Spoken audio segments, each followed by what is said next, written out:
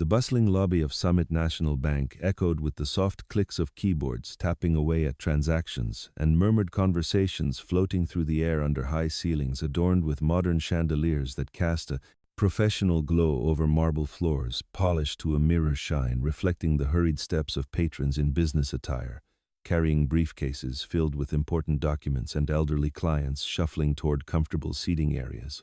where they could review their monthly statements with the help of attentive advisors dressed in neat uniforms bearing the bank's logo embroidered in subtle gold thread. The air, carrying a faint scent of fresh paper, mingled with the aroma of coffee brewing from a complimentary station tucked in the corner, designed to make waits more pleasant for everyone from young professionals depositing their first paychecks to retirees withdrawing funds for leisurely travels, the space alive with a hum of financial activity as tellers behind bulletproof glass windows processed deposits and withdrawals with efficient smiles, while security guards stood discreetly at entrances, ensuring a safe environment for all who passed through the revolving doors that spun with the steady rhythm of urban life pulsing outside in the city streets, lined with shops and offices, where people went about their daily routines, unaware of the small dramas unfolding within institutions like this one built on trust and numbers that shaped futures. Maya Johnson, a bright 2-year-old black girl with braids tied neatly with colorful beads that swayed gently as she walked, and wearing her school uniform of a crisp white shirt tucked into a plaid skirt that spoke of her enrollment at a prestigious academy known for its rigorous curriculum and diverse student body fostering young minds toward excellence, entered the bank with a skip in her step that betrayed her excitement. At this milestone moment she had anticipated for weeks after discussing it with her family during dinner conversations, where ideas about responsibility were encouraged, clutching an envelope filled with $500 in allowance and gift money. She had saved diligently over months from simple chores like organizing the family garage or helping neighbors with light tasks that earned her small rewards, building her sense of accomplishment, her eyes wide with the thrill of opening her first savings account as a step toward understanding how to manage resources wisely, a lesson her mother had instilled through stories of careful planning and the value of every dollar in creating opportunities for the future. Approaching the customer service desk with a polite smile that lit up her face, showing her braces gleaming from recent orthodontic work aimed at perfecting her grin for years to come, Maya greeted the teller whose nameplate shone under the bright lights, reading Lisa Grant in engraved letters, but Lisa's expression soured immediately upon seeing the young girl standing there with her envelope in hand, her welcoming demeanor shifting to one of suspicion as she scanned Maya's appearance from head to toe with narrowed eyes that seemed to judge before a single word was spoken, her look conveying an unspoken doubt that made Maya pause for a moment, wondering if she had done something wrong just by entering. "What do you think you're doing here, kid?" Lisa asked curtly, her voice carrying a tone that lacked the warmth typically extended to other customers who approached with similar requests, prompting Maya to explain cheerfully despite the chill in the air. "I'd like to open a savings account, please. I've got my ID and the money ready to deposit," as she pulled out her school identification card featuring her photo from the recent yearbook session, along with a permission note signed her guardian and the cash neatly stacked in denominations of 20s and 50s that she had counted multiple times at home to ensure accuracy. Lisa laughed dismissively, a sound that echoed slightly in the open space, drawing a few curious glances from nearby patrons waiting in line for their turns at adjacent windows. "Kids like you don't come in with that much cash unless it's from somewhere shady. Where'd you really get it all? This doesn't add up for someone your age." The words stinging Maya like unexpected criticism during a school presentation where she had prepared thoroughly but faced unforeseen skepticism, confusion clouding her face as she insisted earnestly. "It's from my allowance and birthdays. My mom said it was okay to come here today and set this up for myself." But Lisa waved over her manager, Karen Ellis, a white woman in her 50s, with a stern bun holding her hair in place and glasses perched on her nose that magnified her scrutinizing gaze, who strode over with an air of authority, her heels echoing sharply on the marble-like steps toward a verdict already decided in her mind. Assessing the situation with a glance that dismissed Maya's documents spread out on the counter without a proper review, declaring flatly, "This looks suspicious. We don't deal with potential fraud here, young lady. Explain yourself better, or we'll have to take further steps." Karen's hostility escalated quickly as she interrogated Maya about her background, probing with questions like where she lived and how a girl from that area could have such funds, ignoring the girl's tearful pleas to call her mom. for confirmation, and instead dialing security from her desk phone, her voice laced with preconceived notions as she commented under her breath, but loud enough for Maya to hear. Girls from your kind of area always try tricks like this to get ahead without earning it, prompting Maya to sob openly, now her composure cracking under the weight of the unfair treatment.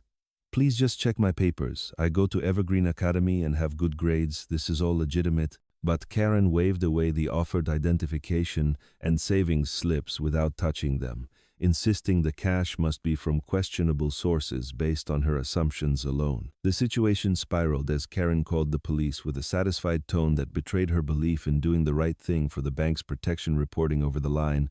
"We have a minor attempting to deposit stolen funds. Send officers right away to handle this before she causes more issues." Her words sealing the moment as Maya stood there frozen in disbelief, her envelope of hard-earned money now evidence in a misunderstanding she couldn't comprehend, the lobby falling into a hush, as patrons whispered among themselves, some casting sympathetic looks, but none stepping forward to question the unfolding scene that felt increasingly wrong yet unchallenged in the moment. Police arrived promptly, their badges gleaming under the lobby lights as they entered with purposeful strides, listening to Karen's account of the suspicious activity without pausing to ask for Maya's side or review the documents. Still laid out on the counter, their expressions neutral, but actions swift as they placed handcuffs on her small wrists, despite her protests, and the gathering crowd's uneasy whispers that grew in volume but not in intervention, leading her out through the doors in tears as bystanders filmed subtly with phones capturing the girl's distress against the manager's smug demeanor that lingered like a victory she believed was justified in protecting the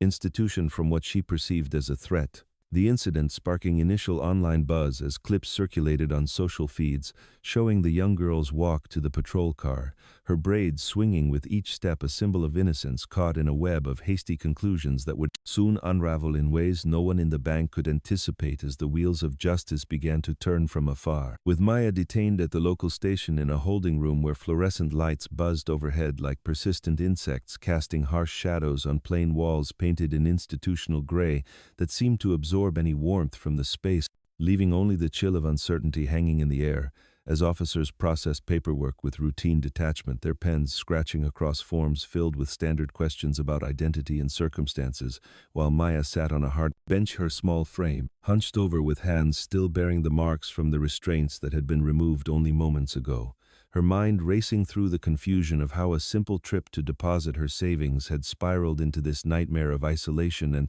fear, wondering if her text had reached her mom in time to make a difference. Elena Harris, a renowned CEO whose family controlled Summit's parent conglomerate through discrete holdings that influenced board decisions from afar without direct visibility to everyday operations, received Maya's frantic text in her high-rise office amid a strategy session with advisors mapping expansions into digital finance platforms that promised to revolutionize access for underserved communities.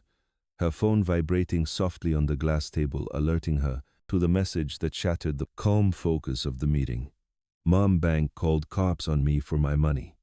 They won't listen," igniting a fire of protective instinct deep within her chest as she excused herself abruptly from the discussion, canceling all further agenda items. With a wave of her hand that signaled the urgency to her team, who exchanged puzzled glances but knew better than to question her decisive nature, assembling her entourage of legal experts versed in corporate governance and civil rights, along with private investigators who specialized in corporate ethics probes, gathering evidence from digital trails and witness accounts to build airtight cases against internal misconduct. Racing to the bank in a convoy of sleek vehicles that turned heads on busy streets lined with pedestrians going about their routines, unaware of the high-stakes drama unfolding nearby, the cars navigating through traffic with precision. Guided by drivers accustomed to executive timelines that brooked no delays, Elena burst through the double doors of the bank with a presence that commanded immediate attention from everyone in the lobby, her tailored ensemble of a sharp blazer over a silk blouse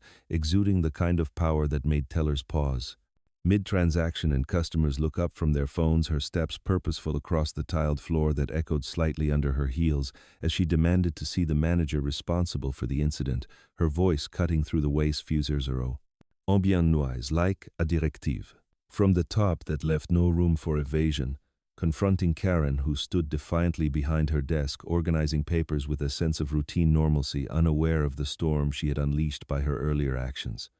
"Where is my daughter?"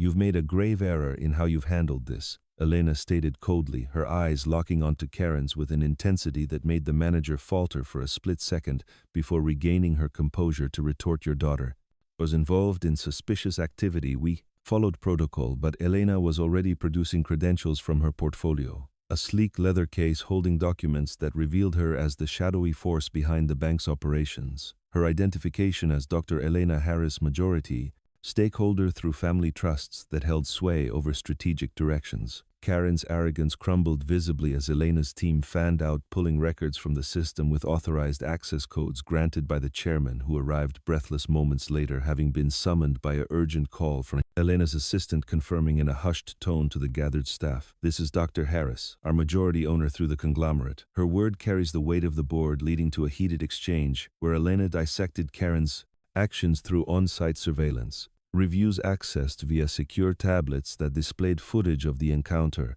exposing a history of selective scrutiny toward certain clients, with patterns emerging from archived videos, showing disproportionate questioning and delays for those who didn't fit a particular profile. Her lawyer, a seasoned professional in equity law, citing violations of service equality policies embedded in the bank's charter that could lead to substantial lawsuits if not addressed, promptly with references to federal guidelines on fair treatment that left Karen stammering defenses that rang hollow in the face of undeniable evidence. The fallout was swift and methodical. Karen's termination announced publicly in the lobby by the chairman himself, who stood before the assembled employees and lingering customers, his voice steady as he outlined the reasons for the decision, emphasizing the bank's commitment to impartial service, while security personnel escorted Karen to clear her desk of personal items like framed photos and notepads that she gathered in boxes with shaking hands as colleagues watched in stunned silence, their expressions a mix of surprise and quiet reflection on the implications for their own practices, while Elena coordinated seamlessly with authorities via phone calls to high-level contacts at the station, ensuring Maya's immediate release without charges. The officers' hasty judgments exposed through bodycam audits requested on the spot that triggered departmental reviews into their handling of minor-related calls, with recommendations for retraining that would roll out across the precinct in the coming weeks to prevent similar oversights. Online, the story viralized through shared videos captured by bystanders that gained millions of views within hours. As social feeds lit up with discussions and reposts, the college student's live clip from the lobby amassing followers who debated the ethics of quick assumptions in service roles, with public outcry demanding accountability from the bank through petitions that circulated rapidly, forcing Summit to issue formal apologies via press releases distributed to media outlets and posted on their website, pledging comprehensive internal audits to root out any lingering biases, with Elena using the momentum to enforce diversity hires through targeted recruitment drives aimed at bringing in talent from varied backgrounds and implementing sensitivity modules company-wide delivered through interactive seminars that encouraged open dialogues on cultural awareness, turning the personal crisis of the day into a pivotal moment for ethical restructuring that reshaped board compositions to include more representative voices and vendor partnerships focused on inclusivity, with suppliers who demonstrated commitment to fair practices. The chapter of confrontation closing with a sense of forward motion as Elena reunited with Maya at the station, wrapping her in an embrace that conveyed safety and resolve, promising that this experience would fuel positive shifts not just for them but for others facing similar hurdles in everyday interactions. Years after the bank's reforms took root, with new youth banking apps featuring educational tutorials on rights and finances, tailored for teens from varied backgrounds that included interactive quizzes on budgeting basics and virtual simulations of account openings to build familiarity without real-world pressure, allowing users to practice in a safe digital space where mistakes were learning opportunities rather than setbacks, fostering a generation more confident in handling their economic futures through gamified elements like earning badges for completing modules on interest rates and savings goals. Maya channeled her experience into founding a nonprofit called Youth Equity Network that hosted virtual summits connecting young advocates worldwide through online platforms where participants from different continents logged in at coordinated times to share strategies on challenging inequities in everyday institutions like schools and stores, via breakout rooms moderated by teen leaders who facilitated discussions on topics ranging from recognizing subtle biases in customer service to organizing school petitions for inclusive policies. Her TED-style talks delivered from community centers, equipped with high-speed internet and projection screens, viewed by thousands online, inspiring school clubs, focused on financial literacy and bias awareness, where members gathered after classes in libraries stocked with resources like books on economic history and laptops for research projects that culminated in presentations to local councils advocating for fair practices in youth-oriented services, turning personal stories into collective action that amplified voices often overlooked in adult-dominated conversations. Elena, stepping into public advocacy beyond her corporate role, testified before congressional committees on economic disparities in services, her data-driven presentations filled with charts projecting statistics on access gaps and case studies from her foundation's reports influencing laws mandating transparency and customer treatment across finance sectors, leading to national databases, tracking complaint patterns that empowered consumers with tools for reporting